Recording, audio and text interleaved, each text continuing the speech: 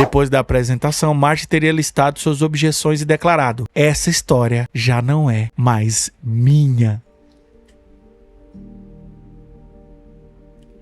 Caralho, velho, eu tenho que dançar a dança da razão.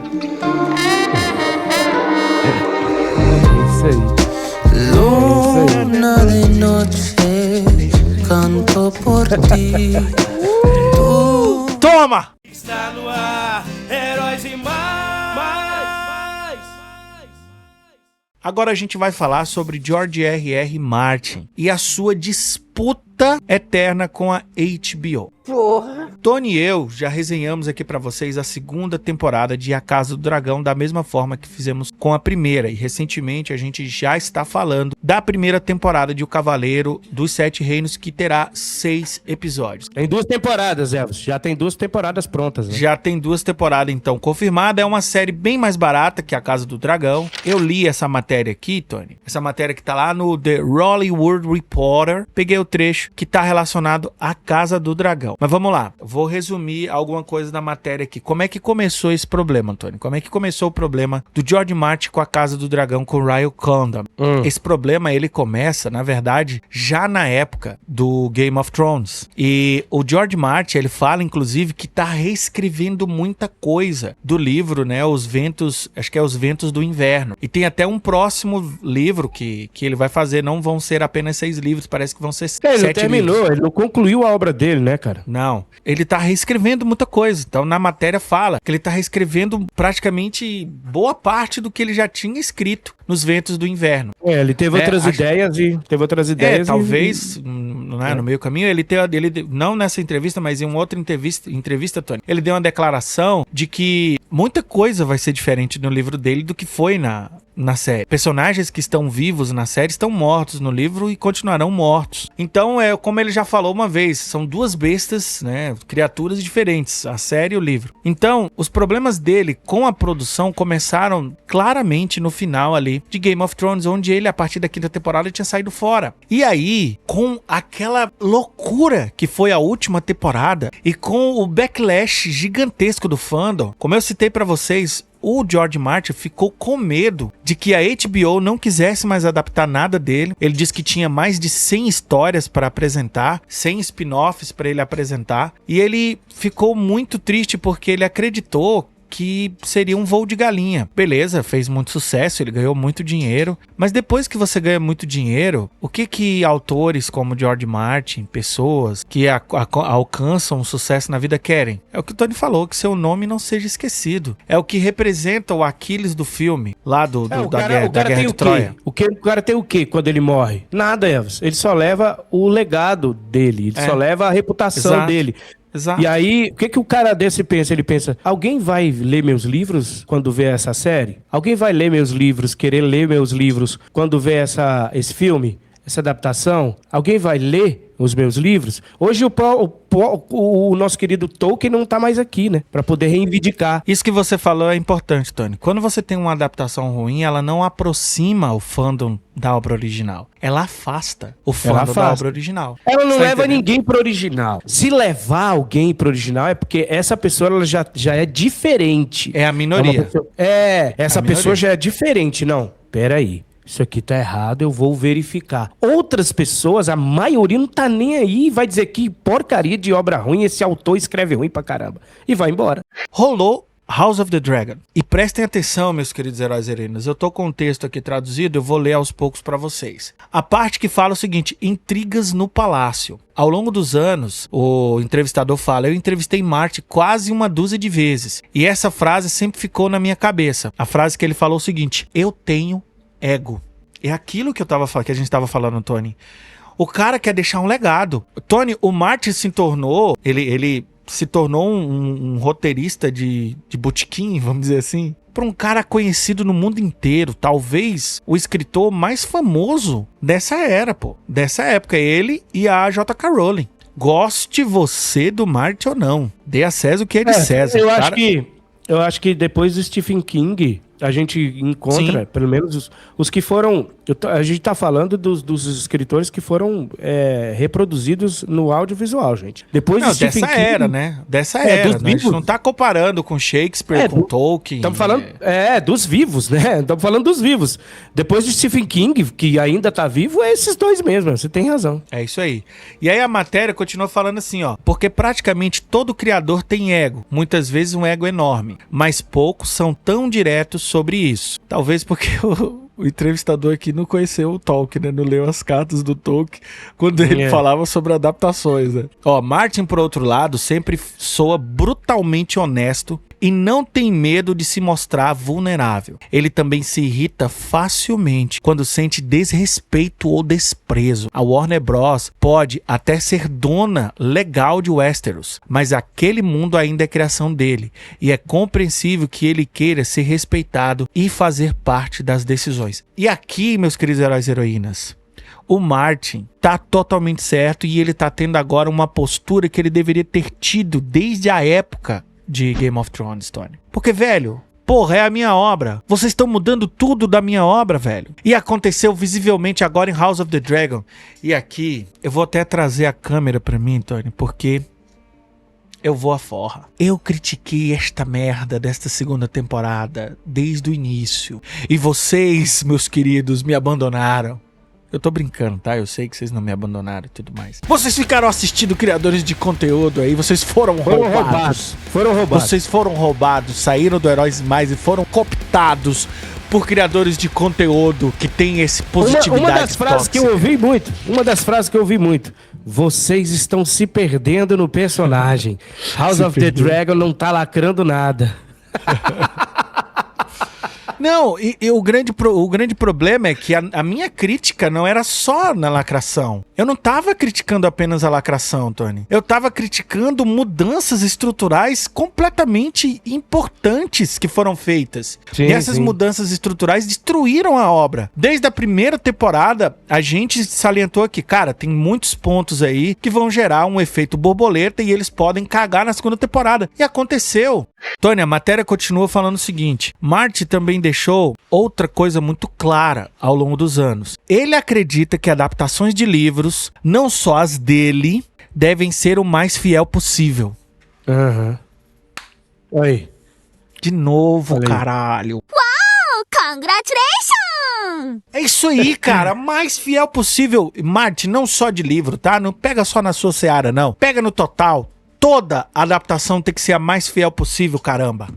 Ó, a matéria fala uma coisa que é importante, Tony. Martin não tem filhos e já disse que vê seus personagens como se fossem seus próprios filhos. Tony, o Martin tem 77 anos, Tony. O legado que ele vai deixar, é como você falou, é a obra dele. O Martin já tá só o pau da rabiola aí, chegando no abismo pra morrer, pô. Ele tá pertinho da morte. Aí o cara perto da morte tem que lutar pelo que ele construiu a vida inteira. Isso aí ele escreve a vida inteira. A vida inteira esse cara escreve isso aí. Se a vida dele é os filhos dele, ele não quer. Quem é que quer ver os seus filhos sendo achincalhados, sendo deturpados, destroçados, destruídos? Ele tá inclusive na produção executiva desta série nova aí do Cavaleiro, né?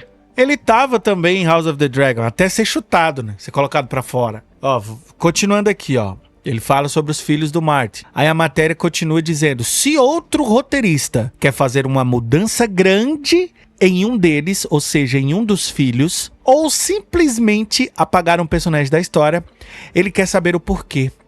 E esse motivo precisa fazer sentido. Exigência, né? Exigência do homem aí. Especificamente, ele está se referindo a um dos príncipes que foi simplesmente ignorado. Ele nem existe em House of the Dragon. Tem a cena lá do ovo e do queijo. Do sangue do queijo. Ovo é dessa última temporada, dessa história. Do sangue do queijo quando vão matar os príncipes. Vocês lembram disso? São 3 filhos e eles colocaram só 2. São 2 meninos e uma menina. E eles colocaram só 2 filhos. Tiraram um dos príncipes. E o príncipe, inclusive, que sobrevive ali, ele vai ter uma função muito importante lá na frente. E os caras simplesmente apagaram o personagem. Aí continua, né? O showrunner dessa última temporada, dessa nova série, né, do Cavaleiro, o nome dele é Parker alguma coisa, diz que suspeita que a pressão de Martin sobre a HBO e sobre os produtores para respeitar a sua visão seja um dos motivos, abre aspas, pelos quais essas séries deram tão certo, e afirma que o autor só trouxe benefícios. Então esse novo showrunner, o Parker, tá num amor com o George R. R. Martin. Até quando? Até quando, Tony? E eu concordo, Tony. Quanto mais fiel a obra for, mais motivos de sucesso pode ter sido esse ponto da fidelidade. E o autor estando ali do lado falando, olha, meu personagem não é assim, né? Meu filho, né? Meu filho não é desse jeito, meu filho é de outra forma, ele pensa de outra forma, ele faria outra coisa na ocasião dessa. E aí, continua. Na minha primeira reunião, né, o Ira Park falou que na minha primeira reunião com o George, antes mesmo de eu ser oficialmente contratado, eu prometi que não colocaria nada na série que ele não quisesse, mas nunca chegamos a esse ponto. Ele já barrou muitas coisas. Eu explicava porque queria fazer algo e ele explicava porque eu estava sendo um idiota. Olha isso, Tony. Caraca, Tony, a matéria, né, o entrevistador fala o seguinte: eu pergunto com cuidado ao George R. R. Martin, sabendo que ele não pode falar muito, como a relação dele com Ryan Condon, showrunner de A Casa do Dragão, ficou tão ruim. O Martin fala, não é só ruim, é abismal. Sem entrar em spoilers, as reclamações de Martin sobre A Casa do Dragão vêm de mudanças nos personagens de seus livros que afetam pontos centrais da história. Meu Deus do céu, cara. Isso aí. Sabe, vamos parar com esse positivismo tóxico, vamos, gente? Vamos parar. Tudo tem que ser elogiado. Tudo tem que ser elogiado. Tá maravilhosa essa série. Essa série tá incrível. Olha aqui, essa personagem tal. Olha, a Rhaenyra, ela tá sendo escanteada pelos homens, sabe? E ela tá ficando com raiva, então ela quer dar uma bolachada com a missária. Nossa, porra, cara, velho. eu acho que o Martin deve ter ficado muito pé da vida com isso aí, viu? Pé da vida, cara. Porra! Abre aspas pro Martin. Eu encontrei o Ryan. Achei que éramos parceiros. E fomos durante toda a primeira temporada. Que é uma boa temporada, caramba. Por que será? Tony, e tem outra coisa. O Ryan detona o parceiro showrunner, cara. E o Martin ajudou ele a tirar o cara, velho. É isso aí. O cara é uma cobra. Ó, eu li as primeiras versões dos roteiros, dava notas, ele mudava algumas coisas. Estava funcionando muito bem. Pelo menos era o que eu achava. Tony, subiu a cabeça do cara. Subiu a cabeça do cara. O cara olhou a Rhaenyra, olhou o Daemon, olhou os outros personagens, olhou a história e falou o seguinte: eu vou fazer a minha Casa do Dragão.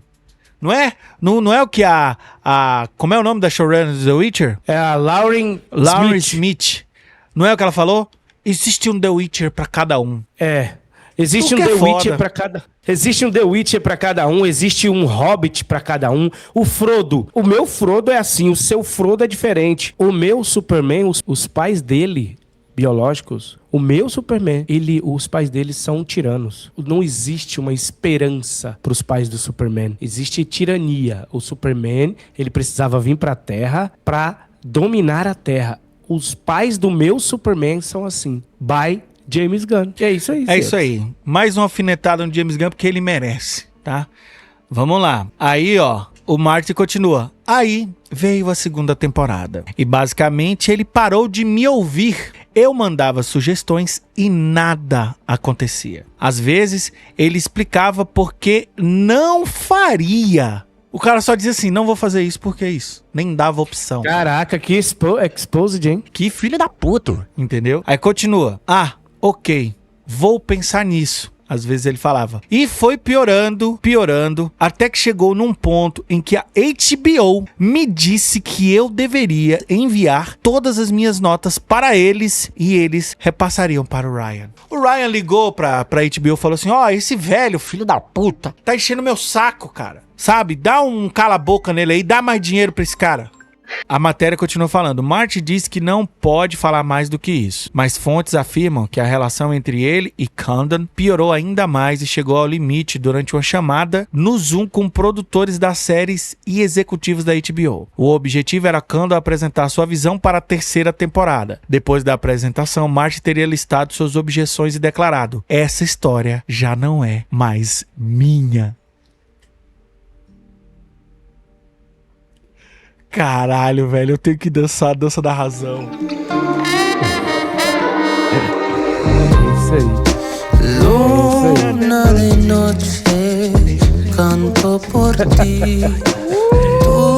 Toma! Toma! Vai! Ai, essa série é maravilhosa. Ai, essa série é incrível. Ai, não sei o que. O Martin não é a história do Martin. Não é. Não é. Já era. É maravilhosa pra galera que ama cultura woke ou que não gosta de histórias boas, histórias bem elaboradas. Mas pro próprio autor, é horrível. O cara não gostou, pô. Tony, o cara não gostou. O autor falou: essa história não é mais minha. E aí? Meus queridos heróis, minhas queridas heroínas, George R.R. Martin está certo. Ele tem que reivindicar o que é a única coisa que ele tem nessa vida, que são os filhos dele. Ele não tem filhos físicos, filhos humanos, mas ele tem filhos nas obras dele. As obras dele são os filhos dele. Ele tem que reivindicar mesmo. Você tem a sua obra e você não tá nem aí pra ela, mesmo tendo muitos fãs, me desculpe, você não é uma pessoa confiável. Está no ar, heróis e mais.